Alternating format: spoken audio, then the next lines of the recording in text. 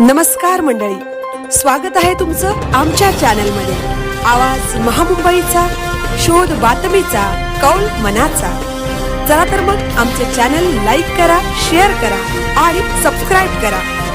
धन्यवाद।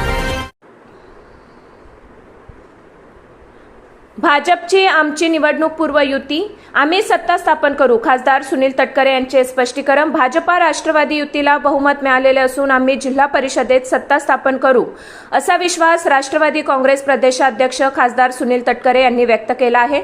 आम्ही युती केलेल्या ठिकाणी 31 जागा निवडून आलेल्या आहेत, त्यामुळे सत्ता स्थापनेला आम्हाला कोणतीही अडचण नाही असेही तटकरे म्हणाले। दरम्यान शिवसेनेचे मंत्री भरत गोगावले यांनी भाजपा आमच्या सोबत येईल असा विश्वास व्यक्त केला आहे, त्यामुळे भाजपा कोणत्या मित्रपक्षाला झुकते माप देणार याकडे रायगडवासियांचे लक्ष लागले आहे। दरम्यान शिवसेना आणि राष्ट्रवादी काँग्रेसला प्रत्येकी 5-5 पंचायत समित्या मिळाल्या आहेत। यामध्ये शिवसेनेला महाड, पोलादपूर, माणगाव, अलिबाग, मुरुड या पंचायत समिती बहुमत मिळाल्याने त्यांच्या पक्षांचे सभापती व उपसभापती बसणार आहेत, तर राष्ट्रवादी काँग्रेसला रोहा, तळा, म्हसळा, श्रीवर्धन, कर्जतमध्ये बहुमत मिळाले आहेत, त्यांचा सभापती येथे बसणार आहे। तर भाजपाला पेन, पनवेल, खालापूर, सुधागड येथे भाजपाला सभापती बसवण्याची संधी आहे, तर महाविकास आघाडीला एकमेव उरण पंचायत समितीमध्ये मिळाली आहे।